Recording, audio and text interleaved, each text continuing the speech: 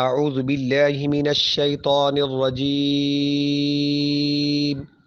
بسم اللہ الرحمن الرحیم وَيَسْأَلُونَكَ عَنِ الْمَحِيضِ قُلْ هُوَ أَذًى فَاعْتَزِلُوا النِّسَاءَ فِي الْمَحِيضِ وَلَا تَقْرَبُوهُنَّ حَتَّى يَطْهُرْنَ فَإِذَا تَطَهَّرْنَ فَأْتُوهُنَّ مِنْ حَيْثُ أَمَرَكُمُ اللَّهُ إِنَّ اللَّهَ يُحِبُّ التَّوَّابِينَ وَيُحِبُّ الْمُتَطَهِّرِينَ نِسَاؤُكُمْ حَرْثٌ لَكُمْ فَأْتُوا حَرْثَكُمْ أَنَّىٰ شِئْتُمْ وَقَدِّمُوا لِأَنفُسِكُمْ وَاتَّقُوا اللَّهَ وَاعْلَمُوا أَنَّكُمْ مُلَاقُوهُ وَبَشِّرِ الْمُؤْمِنِينَ صدق اللہ العظیم۔ سورۃ البقرہ کی 2 آیت مبارکہ کی تلاوت کی گئی ہے۔ اس میں اللہ تعالیٰ عورتوں کے مسائل کے متعلق مکمل تفسیر بیان فرماتے ہیں۔ جیسا کہ آپ سماعت فرما رہے ہیں کہ 2-3 دن سے عورتوں کے مسائل پر ڈسکس ہو رہی ہے، تو آگے 3 رکوع جو ہیں ان پر مکمل عورتوں کے مسائل اللہ تعالیٰ نے بیان فرمائے ہیں۔ اسی طریقے سے حالت حیض میں اور اس عورت جو ہے دودھ کیسے پلائے، کتنی دیر تک وہ دودھ پلائے گی، اور طلاق کے متعلق یہ سارے مسائل جو ہیں انشاءاللہ یہ آنے والے جو 3 رکوع ہیں ان کے اندر بیان ہوں گے۔ وَيَسْأَلُونَكَ عَنِ الْمَحِيضِ، حضرت انس رضی اللہ تعالی عنہ فرماتے ہیں کہ یہودی لوگ حائضہ عورتوں کو نہ اپنے ہاتھ کے ساتھ کھلاتے تھے نہ اپنے ساتھ رکھتے تھے۔ صحابہ کرام رضوان اللہ علیہم اجمعین نے اس بارے میں حضور صلی اللہ علیہ وسلم سے سوال کیا، جس کے جواب میں یہ آیت نازل ہوئی، اور آپ صلی اللہ علیہ وسلم نے فرمایا کہ سوائے جماع کے اور سب کچھ حلال ہے۔ یہودیوں نے جب یہ بات سنی تو کہنے لگے آپ صلی اللہ علیہ وسلم تو صرف ہماری ہی مخالفت کرتے ہیں، ان کو ہماری مخالفت سے ہی غرض ہے۔ حضرت اسید بن حضیر رضی اللہ تعالی عنہ اور حضرت عبادہ بن بشیر رضی اللہ عنہ، انہوں نے یہودیوں کا یہ کلام نقل کیا اور آپ صلی اللہ علیہ وسلم سے پوچھا، تو آپ صلی اللہ علیہ وسلم نے فرمایا صرف اور صرف جماع جو ہے یہ جائز نہیں ہے، اس کے علاوہ آپ عورت کے ساتھ بیٹھ بھی سکتے ہیں، اٹھ بھی سکتے ہیں، اس کے ساتھ لیٹ بھی سکتے ہیں، اور اس کے ہاتھ کا کھا پی بھی سکتے ہیں، یہ تمام جو ہے بالکل جائز ہے۔ اب آیا کہ جو عورتوں کے مخصوص دن ہوتے ہیں ان کو حیض کہا جاتا ہے، جو ان کا خون آتا ہے ہر مہینے، تو آیا کہ اس کی زیادہ سے زیادہ مدت کتنی ہے اور کم سے کم مدت کتنی ہے؟ تو اس کی زیادہ سے زیادہ مدت جو ہے وہ 10 دن ہے اور کم از کم 3 دن ہے۔ لیکن عام عورتوں کی عادت ہوتی ہے جتنے دن وہ خون آتا ہے، 7 دن آتا ہے، 8 دن آتا ہے، 6 دن آتا ہے، جتنے دن وہ بلیڈنگ جاری رہے، اس کے بعد جب وہ رک جائے پھر اس پہ غسل کرے، غسل کرنے کے بعد وہ خاوند کے لیے میاں بیوی جو ہے وہ آپس میں مل سکتے ہیں۔ اسی طرح اگر کسی شخص نے حالت حیض میں اپنی عورت کے ساتھ جماع کر لیا، میاں بیوی کے جو تعلقات ہوتے ہیں وہ انہوں نے قائم کر لیا، اب اس کے لیے کیا حکم ہے؟ اس کے لیے حکم یہ ہے کہ وہ توبہ اور استغفار کرے اور اللہ تعالیٰ کے راستے میں کوئی چیز صدقہ کر دے، اور آئندہ کے لیے سچی توبہ ہو، آئندہ کے لیے ایسا کام نہ کرے۔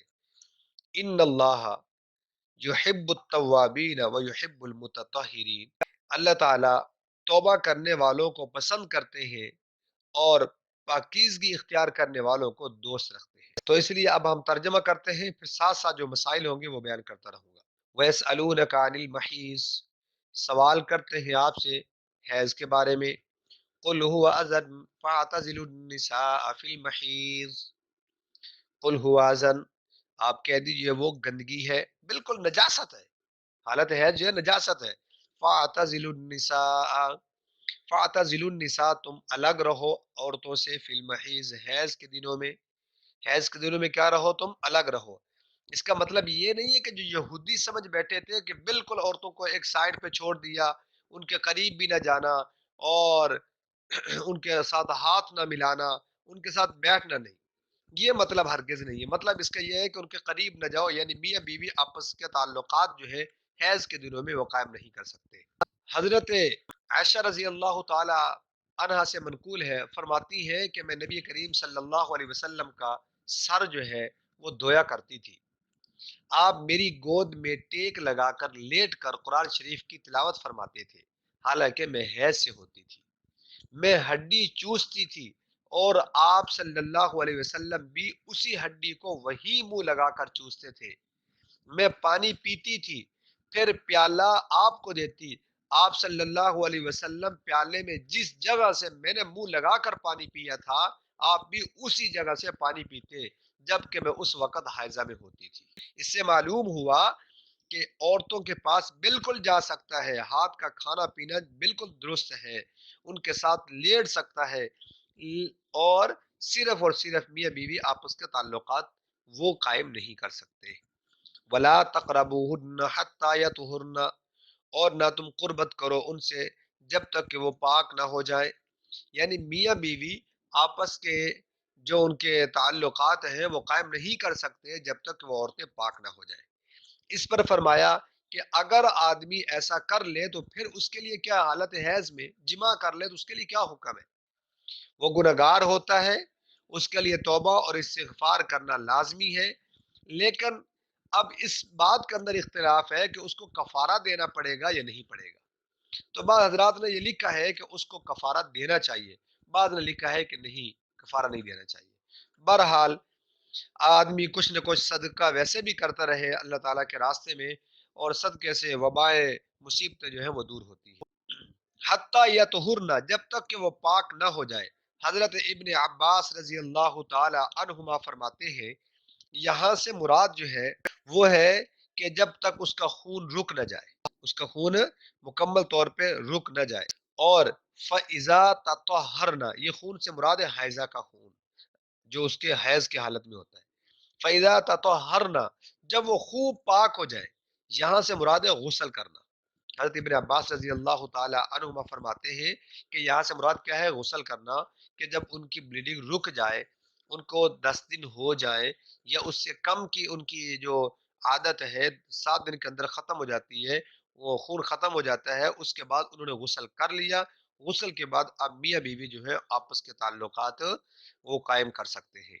लेकिन यहाँ भी सवाल पैदा होता है कि अगर एक औरत है, 10 दिन तक उसकी ब्लीडिंग ना रुकी, फिर क्या उसका हुक्म है? तो वो इस्तिहाज़ा होगा, वो एक बीमारी होगी। अब इस बीमारी के दौरान अगर मियाँ बीवी मिलना चाहे तो फिर उसका क्या हर्ज है? तो उसका बेहतरीन, आप शरई तौर पे मियाँ बीवी मिल सकते हैं, लेकिन उसका साथ इलाज भी कराना चाहिए, कि क्योंकि ज़्यादा से ज़्यादा जो उसकी मुद्दत होती है वो 10 दिन होते हैं। जब 10 दिन से तजावज़ कर जाए तो उसका दिन जो है वो ठीक नहीं है। ज़्यादा का खून आना ये सेहत के लिए भी नुकसानदेह है, और ऐसे बच्चा भी पैदा नहीं होता। जब औरत के दिन जो है वो डिस्टर्ब हो तो ऐसे बच्चा भी पैदा नहीं होता। इस लिहाज से फरमाया कि उसका इलाज भी करवाना चाहिए, होना चाहिए, और उसके बाद आप मिल भी सकते हैं। फ़अतूहुन्ना, फ़अतूहुन्ना, जब वो गुस्ल कर ले तो फिर क्या हो, तो आओ उनके पास। मुराद इससे ये है कि तुम आगे की जगह से आओ, आगे वाली जगह से आओ। मिन हैसु अमरकुमुल्लाह, जहां से अल्लाह ने तुमको हुक्म दिया है, अल्लाह ताला ने जहां से तुमको हुक्म दिया है वहां से आओ। अब यहाँ पर फरमाया कि रब का हुक्म क्या है। अल्लाह का हुक्म यह है, औरत के लिए उसके पखाने की जगह इस्तेमाल करना इंतहाई सख्त गुनाह है, और ऐसा करने वाला इंतहाई गुनाहगार होता है। और फरमाया कि वो लूती है, वो छोटा लूती है जिसने अपनी औरत के साथ उसके पखाने की जगह पर ताल्लुकात जो है वो कायम किए। आगे, इन्नल्लाह युहिब्बुत तव्वाबीन व युहिब्बुल मुतत्तहिरीन। अब अगर किसी शख्स ने ऐसा को काम कर लिया, उसके लिए हुक्म क्या है? उसके लिए हुक्म यह है कि उसको चाहिए कि तौबा इस्तिगफार करे, अल्लाह के रास्ते में कोई चीज़ सदका भी कर दे, और सच्चे दिल से तौबा करे। अल्लाह ताला توبہ کو پسند کرتے ہیں، توبہ کرنے والا اللہ کو بہت پسند اور محبوب ہوتا ہے۔ وَيُحِبُّ الْمُتَطَّهِرِينَ، اور اللہ دوست رکھتا ہے پاکیزگی اختیار کرنے والوں کو۔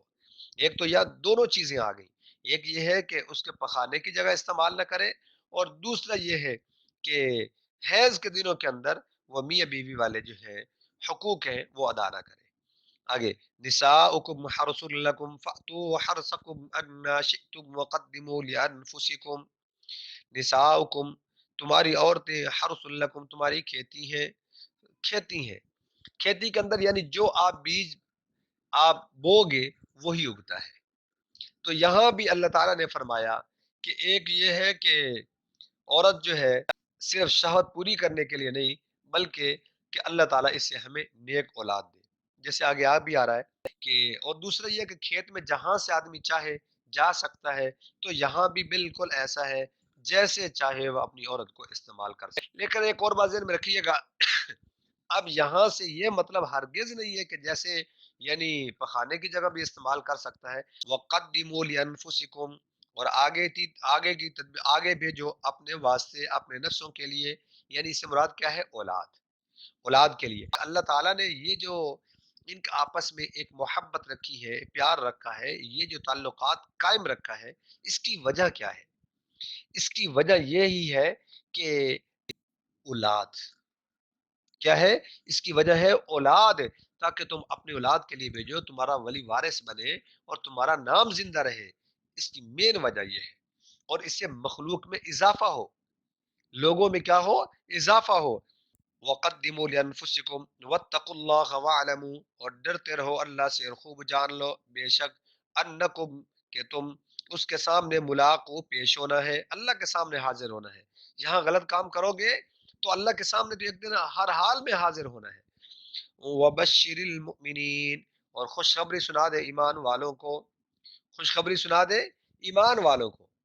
یہاں تھوڑی بات میں وضاحت کرتا چلوں۔ حضرت عبداللہ بن ثابت حضرت حفصہ بن عبد الرحمن بن ابی بکر کے پاس آئے، حضرت ابن جریر رحمہ اللہ میں سے، وہ فرماتے ہیں کہ حضرت عبداللہ بن ثابت اور حضرت حفصہ بن ابی بکر رضی اللہ تعالی عنہ کے پاس آئے اور کہا کہ میں ایک مسئلہ پوچھنا چاہتا ہوں لیکن شرم آتی ہے۔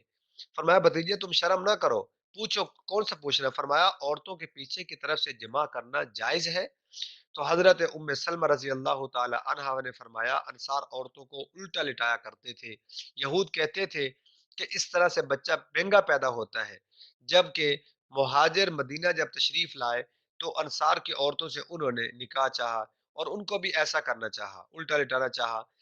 تو یہ ایک عورت نے اپنے خاوند سے انکار کر دیا اور کہا کہ میں اس وقت تک آپ کی بات نہ مانوں گی جب تک میں حضور صلی اللہ علیہ وسلم کی خدمت میں یہ واقعہ بیان نہ کروں۔ چنانچہ جب آپ صلی اللہ علیہ وسلم کے دربار میں حاضری ہوئی، حضرت ام سلمہ نے ان کو بٹھایا اور کہا کہ ابھی آپ صلی اللہ علیہ وسلم آ جاتے ہیں۔ جب آپ صلی اللہ علیہ وسلم آئے، انصاری عورت نے شرمندگی کی وجہ سے وہ نہ پوچھ سکی، واپس چلی گئی۔ حضرت ام سلمہ رضی اللہ تعالیٰ عنہ نے آپ سے پوچھا اور آپ نے فرمایا کہ انصاری عورت کو بلا لو، اور یہ آیت پڑھ کے سنائی اور فرمایا کہ جہاں سے بھی ہو، سیدھا ہو، الٹا ہو، لٹا کر ہو، کھڑے ہو کر ہو، لیکن جگہ ایک ہونی چاہیے۔ کیا ہے؟ جگہ ایک ہونی چاہیے، باقی سب جائز ہے۔ ملاقو وبشر المؤمنین۔ اور یہاں ایک اور بات بھی ذہن میں رکھیے گا کہ اگر کوئی اپنی بیوی کے پخانے کی جگہ سے وہ اس کے ساتھ ہم بستری کرتا ہے یا کسی بچے کے ساتھ کرتا ہے، تو حدیث میں ہے نبی کریم صلی اللہ علیہ وسلم نے فرمایا کہ جو شخص ایسا کرتا ہے اللہ تعالیٰ اپنی رحمت کی نگاہ اس کی طرف نہیں دیکھتے، اپنی رحمت کی نگاہ اس کی طرف نہیں اٹھاتے۔ اور ایک اور حدیث میں ہے، فرمایا نبی کریم صلی اللہ علیہ وسلم نے کہ اس شخص پہ لعنت ہو، اس شخص پہ کیا ہو؟ لعنت ہو جو اپنی عورتوں کے پیچھے کے ساتھ کرے۔ اور ایک اور حدیث ہے، فرمایا کہ جو ایسا کرتا ہے وہ چھوٹا لوتی ہے، اور ایسے لوگوں پر لعنت فرمائی کہ جو اپنے ہاتھ کے ساتھ یہ کام کرے لذت حاصل کرنے کے لیے، یا دوسرا کیا کرانے والا ہو، کرنے والا ہو، ان تمام لوگوں پر اللہ کے رسول صلی اللہ علیہ وسلم نے لعنت کی ہے۔ 7 قسم کے لوگ ہیں کہ جن پر نبی کریم صلی اللہ علیہ وسلم نے لعنت فرمائی ہے۔ کون سے؟ نمبر ایک، فرمایا کہ جو کام کرنے والا ہو، غلط کام کرنے والا ہو، خواہ کرانے والا ہو، نیچے والا ہو یا اوپر والا ہو، فائل ہو یا مفعول ہو، دونوں پر اللہ کی لعنت ہے۔ نمبر دو، اپنے ہاتھ سے حاجت روائی کرنے والا، اس پر بھی اللہ کی لعنت ہے۔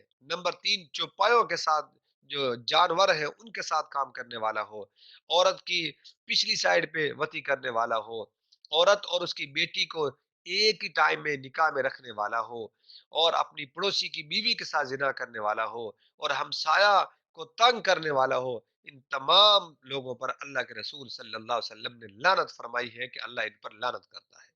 تو کل قیامت کے دن نظر رحمت سے نہیں دیکھے گا، نہ انہیں پاک کرے گا، اور ان سے کہے، اللہ تعالیٰ فرمائیں گے کہ جہنمیوں کے ساتھ جہنم میں چلے جاؤ۔ اللہ تعالیٰ ہمیں قرآن و سنت کے مطابق زندگی گزارنے کی توفیق عطا فرمائے۔ وآخر دعوانا ان الحمد للہ رب العالمین۔